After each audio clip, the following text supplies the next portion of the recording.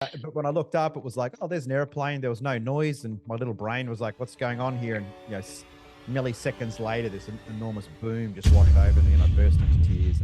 And I remember crying. I definitely remember Mm. being terrified, but at the Mhm. same time, completely elated, like super excited. So these diametrically opposed feelings fused themselves. And I think what happened is it effectively just created a neural map that said, you're going to be a fighter pilot, Boo.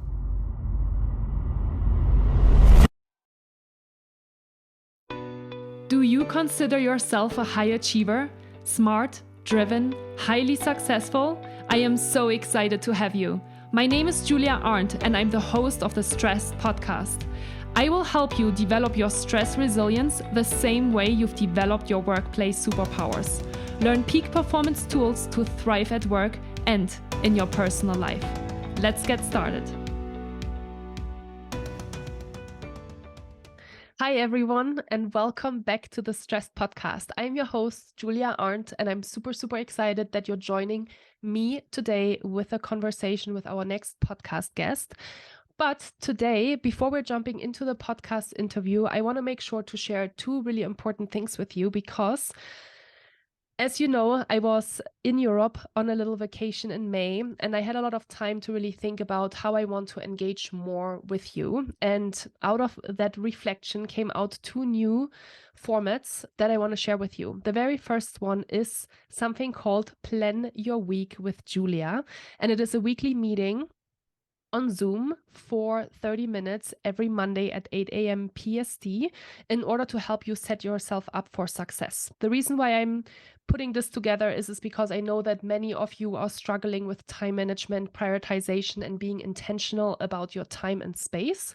And so I want to help you create a time management habit through that free training, if you will. It is basically an intentional space for you to come and sit with me, basically have that commitment and accountability with a group and really plan your week ahead. If you're interested in joining us for that, you're more than welcome to register. I will leave the link in the show notes today. And then the second thing that I want to invite you to moving forward is something that I call Conversations with Julia, which is a new part of my podcast series. And I'm going to share the link to register for that in the show notes as well. And what we're basically going to do is I'm going to select a couple of specific topics in the future where you can join the recording live. And you're going to be able to ask questions and engage with me at the end of the podcast recording in terms of coaching as well, and getting insights from me on current challenges that you experience. So if you're curious about that one, would love to have you there as well. And this is a quick reminder that the best way to support me and say thank you for this episode is by sharing it with one person that would benefit from this content. I know that you've been doing this because in the past 2 months, the downloads rates for the podcast have tripled, and I couldn't be more grateful for you for doing that. So thank you so much for sharing the podcast. Thank you for talking about it. And without further ado now, I do want to say hello to our wonderful podcast guest that is patiently waiting for me to finish my introductions today. And we're going to say hi to Christian Boucousis. Hi, Christian. How are you today? Hey, Julia, I'm wonderful. Thanks for having me. And you can just call me Boo. Everyone calls me Boo. As you can see, with a name that fills up the entire bottom of your Zoom window. I'm all about taking the complex and making it simple. I love that. Boo, I'm so excited to have you today. And we already chatted a little bit about in the pre-conversation before we hit the record button that I think we have a lot of themes and ideas in common. So I'm super curious and super excited to chat with you today. And in order to kind of warm us up a little bit, I always have 3 questions to warm up my podcast guests. And the questions are the following. Number 1, where are you located? Number 2, what time is it? And number 3, what have you been up to this morning before jumping on the podcast? Oh my goodness! In today's world where our memories don't work anymore, I'm going to try and remember those things. Okay, I will remind you if you need help. it's like being on the altar, getting married, and trying to remember your vows. So first of all, I'm in a place called Seaforth, which is in Sydney, Australia. It's 8:30 in the morning, or 8:46 if we want to be super accurate. And so far this morning, I have had what we call an execution gap meeting with my team in America. I'm relocating to America in 3 weeks to live, taking over a performance business, and doing all the stuff we do in the morning, having shower, playing about with my 2-year-old son, and getting ready to spend this lovely conversation with you, Julia. Very nice. And where are you going to relocate to? It's a good question. Thought we might try the grown-up version of van life and spend 3 months in different cities in the US to take advantage of Miami in the winter, Park City, Utah as well in the back end of winter to do some skiing, but ultimately to settle down in San Diego is the plan. Very cool. Is that the first time that you're leaving Australia and you're living abroad for a longer period of time? No, I've spent many years living abroad. I've lived in the UK for 4 years, Afghanistan for 2 years, Dubai, Papua New Guinea, Australia. So yeah, I've had the opportunity, fortunately, to live all over the place. I've never lived in a house for more than 2 years. I've always moved about. Okay, very cool. Wow. Well, I'm very excited to have you soon in the US.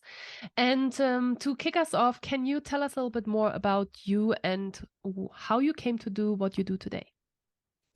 Yeah, it's all by accident, I think. That's the best things that happen in life, I think, is if you have a deep sense of purpose and you try and find meaning in things, the details tend to look after themselves. I think for many of us, we get lost in the details and don't allow ourselves time to let purpose find us. So my journey here, and I'm 48 years of age, started when I'm at the age of 5.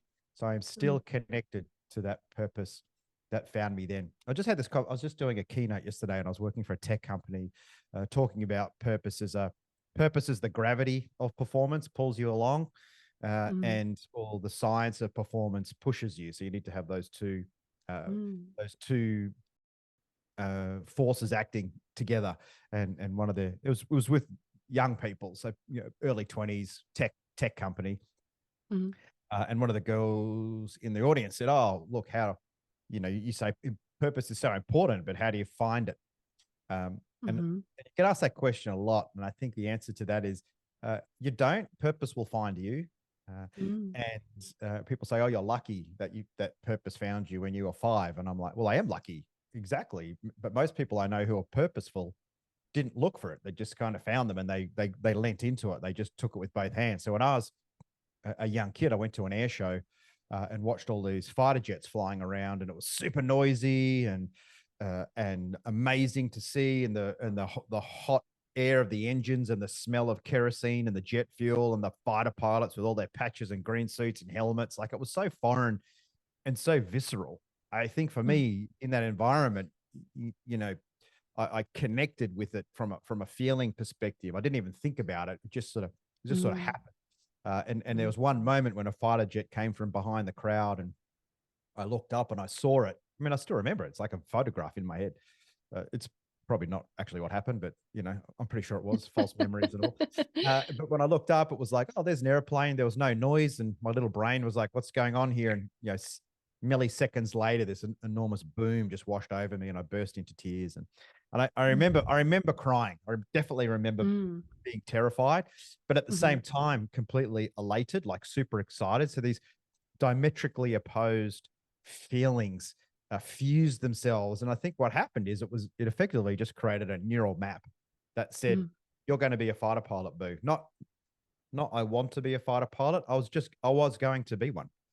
And 16 years later was the first time I flew a fighter jet and fulfilled that purpose.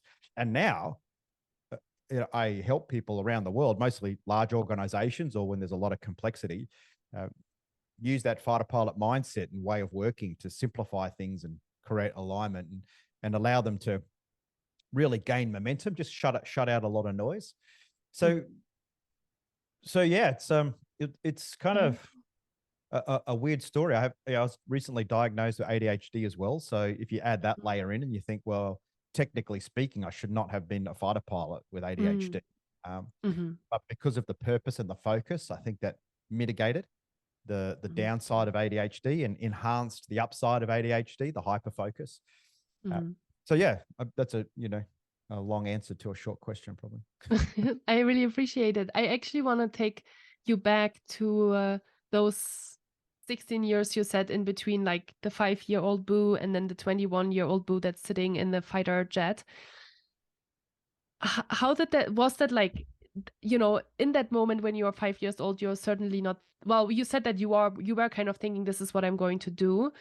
But is that then how really kind of the red thread of your whole 16 years afterwards was like, this is what I want to become, and this is what I need to do to get there? Was Yeah, that kind of the mindset the whole time? It became my identity, and as such, my friends and their parents, or when anyone ever came across someone that was in the Air Force or knew of someone in aviation or flying, they'd always make an effort to put me in touch. So my whole ecosystem, everything around me supported my ambition to be a fighter pilot. So I got special treatment and I went and flew helicopters at the age of 14 with the Army and went to air bases and had pilots look after me. People kind of knew me by name. I was so immersed in my bedroom walls were covered in airplane. I read thousands of books and magazines, like my mum and dad say, just the amount of reading I did as a child. But it was all about being a fighter pilot, airplanes. I studied to be a pilot when I turned 14. I did it after school. I became a pilot when I was 16. I got my license as a civilian pilot.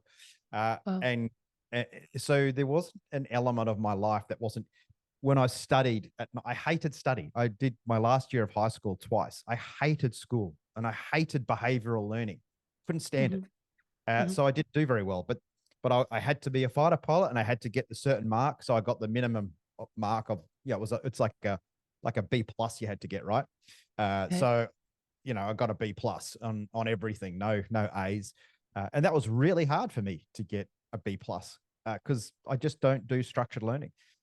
So I'd have to get the teachers and study after school and all this extra work. And one-on-one, I was really good. I could learn quickly, but having ADHD, most of the mistakes I made in examinations was reading the question wrong or thinking it said something or something where it says something and something. So you literally get 0 out of 7 marks because you read one word incorrectly. And that would annoy me. I would think like how clearly, and my son has the same thing and has the same issues, gets like a D and it's just because he read. And the kid obviously knows what they're talking about. It's a smart person, but this system punishes people because they misread a word. What are we trying to create? We're trying to create a whole generation of people that are really detail orientated and sweat every word. It's just bullshit. So for me, I was lucky and I was a romantic fighter pilot. I didn't want to be a fighter pilot for the science of being a fighter pilot. I wanted to fly amongst the clouds and be a cavalier, jousting night, 1-against-1 air combat. It was very much an emotional approach. And fighter pilots sort of fall into 2 camps. There's very scientific engineering type of fighter pilots and very intuitive kind of fighter pilots. And it's quite an interesting dynamic to have and day in, day out. So, and I still struggle with, ADHD and struggle with focus. Sorry, I'm really good at focus, but I'm not good at focusing on things I don't want to focus on. Which means getting a degree is really hard. So you have to work harder. You have to write and learn and be so convincing in your argument because you can't say, well, I've got a psychology degree and a PhD, so therefore anything I say, and I've certainly learned, whilst there's some wonderful people that are highly qualified, there's some highly qualified people that just rest on a qualification and basically full of shit. So it's purpose breaks barriers. It breaks the norm. When I wear glasses, obviously, as you can see, if you're watching this on YouTube, when I went and got my eye test for the Air Force, I was short-sighted, but I was so passionate about becoming a fighter pilot. I convinced the ophthalmologist to mark me up as if I had perfect vision because he believed my purpose. I slightly, you had to get a 7 out of 10 on the math testing, and I got a 6.9. But in my final officer interview, the board was so caught up in my purpose, and they wrote it in my in my notes. You can get your documents after you leave the Air Mm-hmm. Force. You can look at every recruitment document. It's thousands of pages all about you, right? It's fascinating. Wow. And that was the one thing they said. They said this person wants it so much. And then they asked me a mathematics question. They just went, what's 9 times 9? Luckily, I got it right. And then they marked me up to a 7. So all through my life, every time there's been a no, or any time that there's a structural pushback or a constraint or a restraint, purpose just gets you through. It's like, that's great, but no, this is where, and people just go, okay, this person obviously knows something I don't know here, or why at a human level, why would I want to stop someone so passionate? Why would I get in the way? And as an entrepreneur, and after leaving the Air Force, that drive towards purpose, not just drive towards purpose is something that just breaks down walls. Because Totally. Yeah. Every answer is always no. That's the human default, is no, because you introduce courage when you say yes, and fear drives no. So, no is an easy one. They're looking for courage from you. People need someone courageous to be able to say, hey, I get that you say no right now. However, if we do it like this, people start to, okay, I'm a comfortable sort of person that's going to stick with this to the end, and therefore I will invest my yes into you. Mm-hmm. Yeah, I think that just shows kind of the power of confidence as well, right? Like of how you said it so perfectly, like how you can break down walls because you are just so driven and so convinced about what you want to do and what you want to accomplish. So bringing it back to that question of when people ask you how to find your purpose, and you said, well, the purpose kind of finds you, and then people might be like, yeah, but this is not really a satisfying answer to my question. Is it that if you break that down, is it like you follow your passions and that's kind of where the purpose then finds you? Or how would you break that down further if someone would say, Boo, I'm actually not really satisfied with the answer that you just gave me? And I understand that it's not, but that's because of our human need to control things. Like the overriding force in all of us is to control our environment, control our world, and it's impossible to do that. So if you wanted to bring it back to what you can control, what you could control is being purposeful, not purpose, but purposeful, which means the actions that you take have meaning. So it might be as simple as opening a door for someone else who's coming the other way, picking up a piece of litter, getting to every meeting 5 minutes early. It's about doing something that has an effect on someone else. That's a positive effect. Some people call it forward. And when you're purposeful, you start to free yourself up from the grind. You start to, when you talked about confidence before, building confidence is just doing lots of small things. And if you open a door for someone and someone says thank you, there's a deep biochemistry that goes on there, and you go, oh, that was nice. I just did something nice for someone. I feel good. And the more purposeful you are, the more you clear up your ability to be more receptive to your environment. And that's when purpose starts to come, because all of a sudden you start to say, actually, every time I do this one thing, I feel good. It doesn't have to feel amazing. Like even, I've followed my passion and my purpose forever, but life is still hard, and it's still bad days, and it's still a grind. It's not, purpose doesn't create some magic fairy dust and everything feels good. And I think a lot of people give up on their purpose because it's like, oh, this is hard. It's like, well, yeah, but doing things that aren't fulfilling your life purpose is hard as well. So not everyone's going to go and put people on Mars or be Elon Musk, right? But at the same time, Elon Musk is breeding the planet and creating 20 children without a father and all sorts of other chaos he's creating. So there's a trade-off in everything. So your purpose, for example, your purpose may be to give your child a life that you didn't have. That's a brilliant purpose. That's a wonderful purpose. Purpose is also fluid. It doesn't have to be the same purpose all the time. And I've gone through life where I've had a few curveballs. I was medically discharged from the Air Force with an autoimmune disease, and I had to reframe my purpose. But again, it was about just not thinking about what my purpose is. It was feeling what would feel good. And to me, I had to feel like I was contributing. I had to feel like I was trying to make the world a better place. I think that for me has always been an underlying fact. I've given away a lot of money and a lot of opportunity in businesses that aren't purposeful or have a purpose to follow my purpose. So I think the controllables are show up as your best self at the times in life where you have to, allow yourself the freedom to sloth out and do nothing, because that's when you think clearly. That's when you connect with your feelings a little bit more. That's why, obviously, you just said you were in Europe. People go on holidays, and you said you went away and you started to connect with some different ideas and some different philosophies. I mean, I have a philosophy where there's three things that we do as humans: we feel, we think, and we do. But we do those three things in an ad hoc, uncoordinated way, and as such, we tend to feel tired, think our thinking is not clear, and we don't necessarily do the right things. So we incorporate what I call a thought loop, and a thought loop is purposefully connecting feeling, thoughts, and actions. And the only way you could do that, I call it a reality loop, but I'm familiar with the concept. I think that's really, exactly, makes a lot of sense. Yeah, because we invest in the future, right? We invest in something new, and we underinvest in what just happened. So your reality loop, or what I call the do loop, is connecting your intentions to action, and it's really simple. It's just asking yourself, what am I trying to achieve? What's actually happening? What's my role in this? Like, what, it's all about you. Like, why am I not there yet? And what's the small action I'm going to take this afternoon to get there, like right now?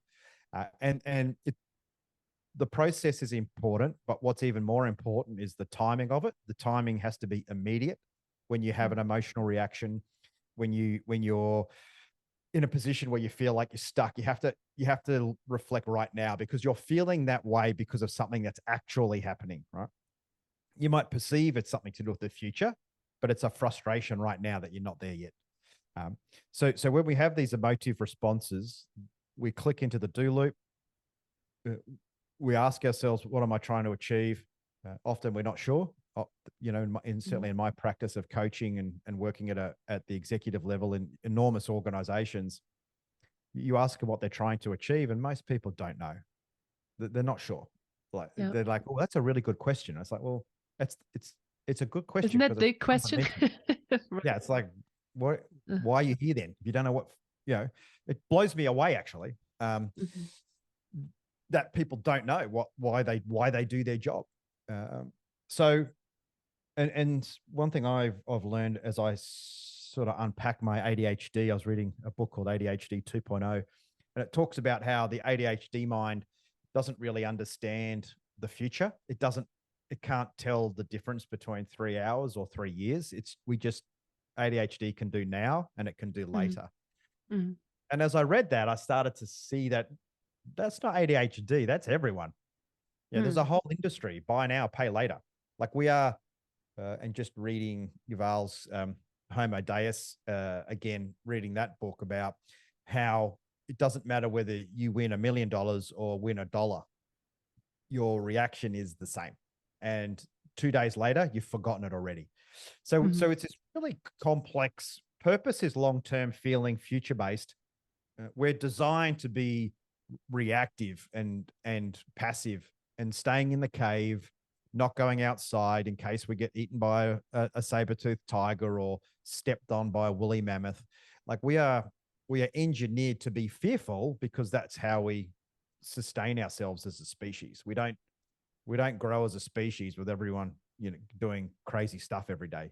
If everyone in society said yes, and everyone did the high risk stuff, there'd be no one left.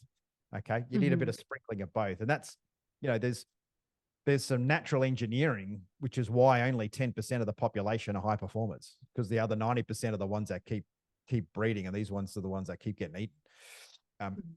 Now, don't get me wrong; it's a different world now. That doesn't happen anymore. So now you've got these people that are engineered to be performers, but they don't have They don't really have a reason to perform like they used to. It's a manufactured reason. So I think given that instant gratification, instant feedback loop, your reality loop or the do loop, it brings that back to where we're going on purpose. So our intentions are the future. Our results are our habits. It's what's happening right now. The reason this is happening is because of what happened yesterday. So already we're connecting tomorrow, today, and yesterday in the one conversation. And we're projecting that lesson into an action, which drives us back into the future. So what it does, it actually manufactures an ability for us to drive towards the future that we want, rather than stagnate and make excuses for the life that we have. Yeah, very good. I would like to connect back to kind of your fighter pilot experience. How many years in total did you fly? 11. 11 years. Wow. And so then that was the time when you were diagnosed with the autoimmune disease. And I mean, I have so many questions about just kind of that experience alone. For 11 years, you were flying, obviously you and I are very familiar. And I think the people that are listening on the podcast, they're also really familiar at this point about how stress affects the body. That's such a high stress environment, right? That you are in for like, that you're putting your body in as you're flying this jet. How did you manage stress at the time? Do you think, and that's maybe already the second question, but do you think that the autoimmune disease had something to do with just being exposed to very high levels of stress very consistently for many years? If you put a person that wasn't a fighter pilot into a cockpit, it would be stressful. For a fighter pilot, it's just your job. It's actually not. One of the challenges we have as fighter pilots is pushing the arousal level up into peak stress. Because you are so you don't spend a lot of time on the other side of the peak stress curve. Interesting. And that's the challenge with being a fighter pilot is most of the time flying is nothing's happening. It all happens very quickly. So it's like 98% bottom and 2%. And that's really hard. It's hard to go into those different mental states. And one of the reasons why it's not stressful is the way the system is designed to get you there, where, a lot of people talk about get outside your comfort zone. The problem with being outside your comfort zone is that's stressful. We expand the comfort zone. So we sit inside it and push it out. We don't jump outside. And the way that works is there's hundreds of missions that you fly, and every mission is just 1% harder than the one before. And then along the training journey, they deliberately push you out. And what they're looking to do is when they push you out of the comfort zone to the point where you're going to almost have an accident, all they're looking for is that you make a decision, which is, I'm not going to do that. I'm going to stop now because it's becoming unsafe. I've now gone out. And as long as you make that decision, they're like, brilliant. That's what we want. Because as a fighter pilot, you're always going to be pushed there. There is always going to be a day where there's storms, there's clouds, there's pressure to get the mission done. You've got bombs on, there's 4 aircraft, there's another 8 that your brain is going to trip off and say does not compute anymore. And they want to make sure that as a human being that's happening and that you're going to stop and go home and not go and have a massive accident or drop bombs on the wrong people. And that's what people don't understand about fighter pilots. They think it's all about being hardcore, running around Top Gun Maverick style, but I had the exact question on my mind right now. But it's actually, we actually through necessity created this really natural yin and yang between performance and safety. And what you learn is the safer you are, the better you perform. That's this really difficult concept for organizations that look at safety as a burden, and some, whether it's psychological safety or physical safety. So we create this yin and yang, right? And we implicitly understand risk, like and risk on a second by second basis, as well as on a strategic basis. Also for fighter pilots is we are the only organization where the people that execute strategy also create it. So we don't have a board, we don't have a management structure where we come up with these plans and then tell everyone to go and do it. We have to do it. And as a result of that, you become really good at strategy because you're accountable for the delivery. Mm-hmm. And in organizations and as an individual, the biggest challenge we have, I think, is finding that accountability. We're always great at having great big ideas around the future, Mm-hmm. but getting them done, we're really bad at. Statistically, 8% of us live the life that we want to live. So 92% of us get a fail for life, right? Mm-hmm. The beauty of our brain and the false memory and the cognitive biases is that it paints over that. It makes us content or accommodating of the environment that we have. But is that true? If it was true, why would 54% of the population be divorced? Why would we have issues with quiet quitting and great resignation? Like there's something deeply disconnected that goes on between what we believe and what we have that What we happens. actually do. Mm-hmm. Correct. Yeah, and that the do loop or the reality loop, that really is about challenging your beliefs. It's about saying why do I make a decision that way? This I won't go into it now, but this, I created the Eton mess of decision making. If you look at it, there's 7 fundamental elements to making a decision for every human being, and every one of those you can control. And you and I here right now are the sum total of every decision that we made. There's no one else accountable for you being you where you are right now and me being me. Yep, a lot of people got in the way. A lot of people said nasty things. A lot of things happen throughout our lives, and we believe certain things. However, how I adapt to that environment, how I respond to it, defines who I am, not the event itself. And that level, that connection is a connection many people are unable to make. But when you do, that's when life all of a sudden you start to put the accelerator down.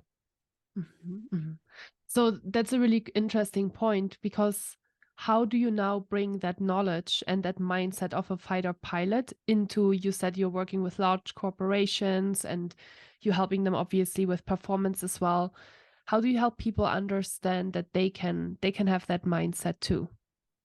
It's hard. It's really hard. Yeah. So there's kind of two. Depends is the answer. Depends who we're talking to. So I recently acquired a business called Afterburner in the US, which is a 25-year-old business. It's all about the Afterburner mindset and ways of working. It's called Flawless Execution. It's an incredibly powerful program. I've been delivering those programs here in Australia, and I thought, look, in terms of of performance in a can, it's great, right? It's a 4-step process: plan, brief, execute, debrief. The debrief is the feedback loop.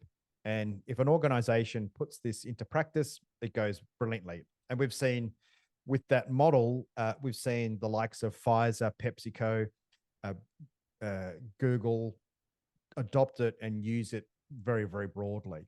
So it's got a great application at an operational layer.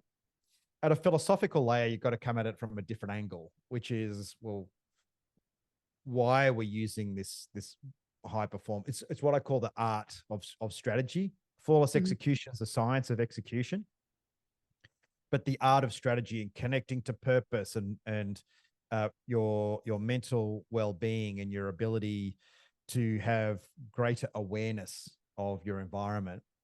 You can't really have that whilst you're busy doing. You can't feel and think and do at the same time. You can only do one thing at a time. So when you look at this is what the feel loop's all about. It's like the execution side, it's just one part of it. That's just the doing part, right? But is the doing actually making us feel good? Is it making our customers feel good? Is it the people around us feel good? Do I have clarity of thought? Does life feel like it goes in slow motion around me because I'm so ahead of the game? One of the sayings we have as a fighter pilot is you're holding onto the airplane's tail as you fly, which means the airplane's flying you and you're just trying to hang on for dear life. And our philosophy is to get ahead of the airplane. So our mind, and we're here and the airplane's following us around. We're in full control. So if you use that as a metaphor for life, for many of us, we're just holding on the back of life, and life is just driving us around. We're not doing anything to take control.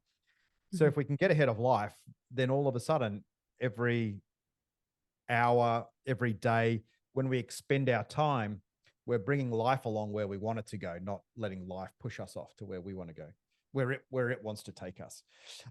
And there's a lot of gray area there. I get that. There's a lot of gray area. I'm already in my head like, so how do you do that? Right. I mean, and I'm obviously in coach too, and I'm trying to be ahead of that, right? Of like, instead of having life drive me, be in front of it. But I'm sure a lot of people are listening. And it's very simple, which is Okay. Be very, very good at everything you can control in your life. Be very good at it. You can control getting up in the morning. You can control going to the gym. You can control the way that you do this podcast. So every time you do something that's routine or controllable, it's very simple. You're not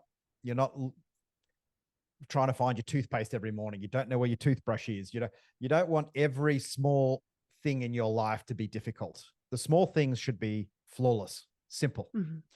Once you create that simplicity, then you free up your mind and mental space for the art side, right? And it's not as simple as going and meditating or doing yoga and at 4 o'clock in the afternoon, just because if you've had a stressful day up to that point, it is not going to be an effective practice. It's going to be better than not meditating. But if you go in and have a mindful moment at the end of the day and your day leading up to that has been flawless and simple, then it's going to be a much more valuable. It takes 26 minutes for the mind to change from one state to another, right? So if you've got a 45-minute yoga practice and you're going to waste 26 minutes because you're stressing about every minute that came up there, well, technically you're only getting 19 minutes of mindfulness, not 45. So it's understanding the cumulative effect of every action in your day. They're not isolated. And that's why as a fighter pilot, you have your 427 individual checklist items from 1 to 427. And that gets you to the airplane, in the airplane, taking off, out into the area, back on the ground. Everything that you do every single day is done automatically. So you can imagine as a fighter pilot, if you had to fly on a mission and then also figure out those 427 things from first principles every day, you'd be a mess. Right. An absolute mess. So what happens though is people make excuses for that kind of behavior. People think you're OCD if you have your toothbrush here and you're not OCD. It's if it's a choice, if it's a choice, you make the choice. That's not OCD. OCD is not having a choice. It's just you have to do it, or it makes you feel anxious, right? So, but because we're human and because we conform with people around us and because we're used to living with certain people through life and making accommodations for them, we ultimately make those accommodations for ourselves. So we leave. There's no extra effort in putting your toothbrush and toothpaste in the same spot every night and giving the basin a wipe down it takes 2 seconds, right? And wake up in the morning, toothbrush, toothpaste, clean sink. Like that's an amazing little start to the day, right? However, for most of us, the toothbrush is left sitting there. There's toothpaste all over the bowl. The toothpaste is missing or it's squeezed from the top of the tube. It's small things. There is I totally agree in doing in investing in that small thing. So it's the making your bed in the morning, which to be honest, I never actually do because it's not important to me. But for some people it is. As you can tell, the toothpaste is important to me. For me, it's really important to make my bed. Actually, people that listen to the podcast know that. So I actually post about that every morning on my Instagram account because it's it gives me the deepest satisfaction to see my bed made. And that's my morning routine. Yeah. And it's everything is about momentum. You can't really see it, but just back there is a which way am I going here? There's a plasma ball. I'll bring it over. All the electricity inside of it, and you put your fingers on it, and the electricity comes out to your fingers. That's your brain, right? So if you put 10 fingers on a plasma ball, you get this weak electrical energy flicking all over the place. You put one finger on the plasma ball, you get this really strong electrical charge that goes to your finger, very focused. That's neural energy. It's just electricity. So if you just do one thing at a time, simply, you create that very powerful neural energy, which is the neural energy that executes your idea. You dilute the neural energy, you dilute the execution of the idea. So every time you're doing something, which is, if the bed's not made, that gives you, and you're remote working and you walk into your bedroom 15 times a day, that's 15 times you say, oh, I wish the bed was made. Oh, that's messy. Mm-hmm. It's just it's another finger on the plasma ball. Distraction. Mm-hmm. Mm. Yeah, I love that. That makes so much sense, and I couldn't agree more with you in terms of like these little routines that are so important in order to free up space to really spend the time and energy on the things that then are important for you in and day out, right? What is the fighter pilot mindset besides, having that purpose and finding that yin and yang? I actually love that, of safety and performance. The fighter pilot mindset is fundamentally outcome focused. What am I trying to achieve today? Mm-hmm. It's the details are not important. We'll figure that out, right? So fundamentally, with any performance model, you have to answer that simple question: what's the point? Simon Sinek articulated it very, very simply with start with why. Fighter pilots end with why as well, because part of that feedback loop is to say, why am I not there yet? And that's a big missing link, because it's great to start with why, but if you never get there, you're not going to, it's just going to be why forever. So it's a bit, to me, vague. Why is a little bit vague. What's the point? It's a little bit more pointed. So we create everything about getting the job done, and we hold ourselves accountable to that, and we get the job done 98% of the time. Why? Because we're very clear around what it is. We set the objective at a level that can be achieved. We don't just say, hey, we want to get 2,000 sales a day here when we've been consistently getting 1,000 just because I want 2,000. Yeah, we'll say, all right, well, I want 1,001 today, and I want 1,002 the next day, and I want 1,003. If while we're doing that, we're getting 1,100, 1,002, then we'll change. We'll go, wow, look at this trend. Let's go for 1,300. So we are grounded in realism, because we are ultimately accountable for the job getting done. And if we don't, we either put the bomb in the wrong target or we get shot down. We don't come home. So there's a really, no one does fighter pilot mindset other than fighter pilots, because so many thousands of pilots were killed to create the way we work. And you can't do that in business, and you can't do that in life. You can't have that level of performance where the ultimate cost you pay for a lack of performance is death. So all the other models, all the other insights and perceptions, their fundamental, the last check of performance and safety is, did someone not come home today? So that's why it's different. And we say our methodologies and our rules and how we operate in our culture is written in blood, and for the respect of the people that lost their lives on the way here. It's a very deep connection that we have with the people that came before us. And that sounds a little bit, but if you're performance minded, that conversation shouldn't be confronting for you. It should be, yeah, okay, that's a good point. But for a lot of people, it's like, oh, hang on, we don't want to talk about that. And it's like, okay, well, don't be performance then. Like, we've got to talk about all the happy, amazing things, and we've got to talk about consequence. And if you look at the human philosophy that now, and it's indoctrinated in the Constitution of the United States, the pursuit of happiness. If you look at that as being the sole point of life, you'll never be happy.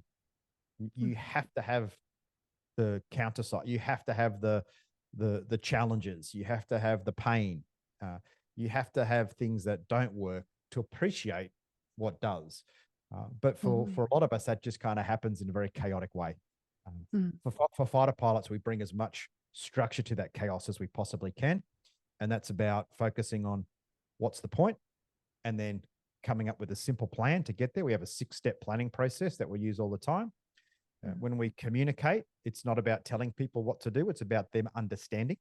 So communication is when we talk about communication, it's about receiving knowledge, not delivering it.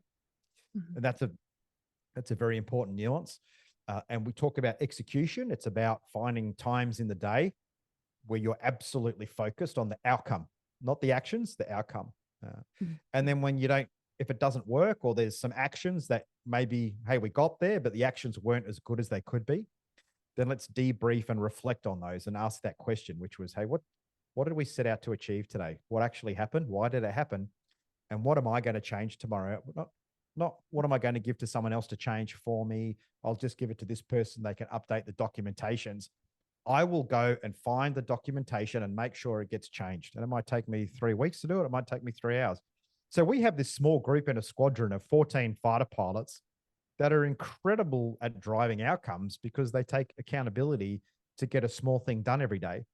So 14 people doing 2 or 3 things a day, 365 days a year, is tens of thousands of small changes in a year.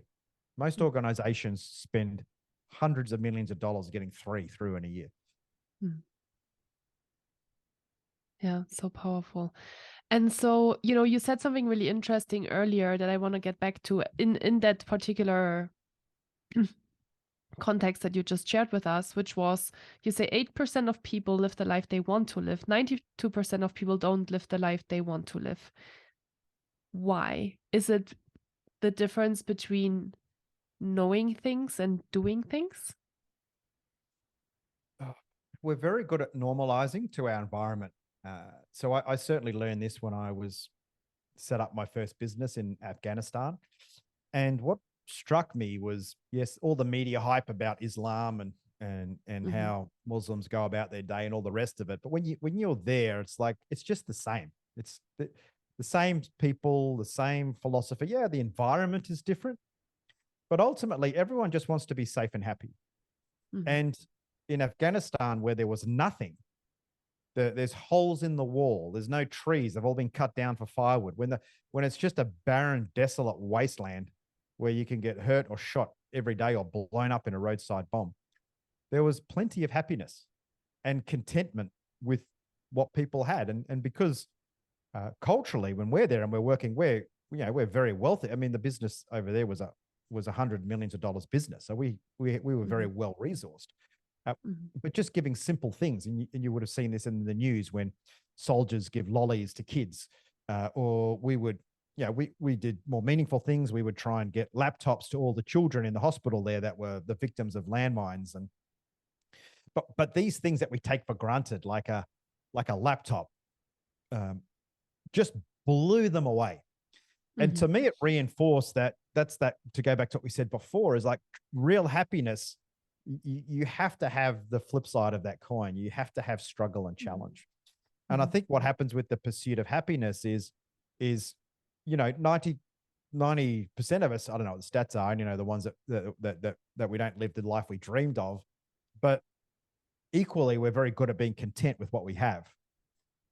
So it's not a bad thing to not live the life that you want. We're not saying, for example, that you're a loser because you dreamed of being in a rock band and now you're not in a rock band. What we're saying is, if you have something you really want, you can have it if you want it. There's nothing wrong with being content either. There's no problem with that. Being content is wonderful. And in fact, when you hear that phrase, ignorance is bliss, it is, because if you live an uncomplicated life, then, you like your jet skis and you work hard and you have your weekends with family and friends. Fantastic. There's nothing wrong with that. But if you were to ask that person, what did you dream of? And as a fighter pilot, the thousands of people that come up to you and say, oh, I always dreamed of being a fighter pilot. And you would say, well, why didn't you become one? And it'd be like, oh, because I didn't think I could, or my eyesight was bad. And I'm like, well, my eyesight was bad. And I didn't think I was good enough. But I got there in the end anyway. So that's I guess the point you try and make with that is, it's just a choice. It's a choice to commit to it. And the way to do it is just to create those small wins each and every day where you're connecting with that art the long term, the feeling part of strategy, what feels good in the long term, and then scientifically just churning through today in a very simple, outcome focused way. And whenever you have an emotionally down day, whenever you're having a point where you're frustrated with other people, the best thing to do is step back and say, okay, how can I hold myself accountable for this situation? If someone's frustrated by what I ask them, is that because I'm asking too much? Is that because I'm unclear? Is that because I'm all over the place and I keep changing my mind? So the way people respond to you and the way you exert influence always comes back to you. But for many of us, we don't know how to have a conversation with ourselves to figure that out. And, you and I, we're not perfect, still constantly rub people up the wrong way, or, people don't get on with people. But, but the good thing is there's a way of deconstructing that a little bit. You instantly, as a keynote speaker, you see it straight away. There's like 2 or 3 people that push back against it straight away. Totally. And you're like, it doesn't matter what I say right now. That person's beliefs and my beliefs don't align. So there's really not much I can do. It's not personal. It's just, if I got to spend time with that person later and having a conversation in a way they like to receive information, which may not be a keynote, it might be a visual experience, it might be social experience that will change their mind. It might be someone else telling the same story, but coming from a different background or culture. That's the power of influence is under and getting an idea executed. It's saying, well, if I can influence this and this person can come around and see that it's a good idea, it is a good idea. But if I can't influence anyone and everyone is saying it's a dumb idea, maybe it is a dumb idea. But the faster you do that, the faster you move on to the next one. You get the feedback. Yeah. Yeah. But we're afraid of feedback because we don't know how to do it properly. So the do loop debriefing, if that removes the fear out of the conversation, because now you have a structure. If you just follow the 4 steps, you will by default have a very safe, non-confrontational conversation that invites challenge. And the same 4 steps can work with a client, the same 4 steps can work with a supplier, the same 4 steps can work with a child, a partner, someone you're dating. It doesn't matter, because the first question you ask is, what is your intention? What is my intention? And if you're in a bar, you certainly don't go up to somebody and say, hello, what is your intention of being in this bar tonight? No. Something simple like, what brings you here? What's the plan for tonight? Rather than come up and say, hey, you look amazing. You want to come and sit with me and have a chat? Like, whoa, creepy. That's very not comfortable. Because that's all about what you want. It's all about you. And that's how we're programmed. It's not about someone else's intention. And the good news is if when you ask people what their intentions are and they align with your intentions, we create magic. Yeah. Totally. I love that. And I think that's a really wonderful kind of end to our conversation today, Boo. I'm so grateful that we had you. And I connect so deeply to everything that you shared with us today. And I'm really glad that you're bringing this message to the world, because I think a lot of, especially those big organizations, I think they can really benefit from that. So thank you so much for your time and energy. If people would like to work with you or would like to learn more about your work, how can they best connect with you? Sure. On the philosophical side, a very simple website, it's just callmeboo.com. And on the enterprise side, or if you're into the science of execution, it's afterburner.com. And in between those two worlds, we'll certainly be able to help get in place some simple mindset tools and ways of working that will accelerate anyone's journey to wherever they want to get to. Awesome. Thank you so much. I'll make sure I just type them down as well. Make sure to link those in the show notes as well, so people have easy access to that. And yeah, thank you so much for your work, and thank you so much for being here with us today. I really, really appreciated it. And for those of you that are listening, as you know, the biggest thing you can do for Boo and me is to share this podcast episode with someone that you feel like might benefit from the information that we share today. So thank you so much already in advance for doing that. And I certainly hope to see you either next week in the Plan Your Week with Julia session, or to see you in one of my next podcasts as a guest to chat with me about a specific topic that I'm going to bring up. So you find all of those in the show notes, and I wish that you have a wonderful rest of your day. Thank you so much for listening, and I'll talk to you really soon.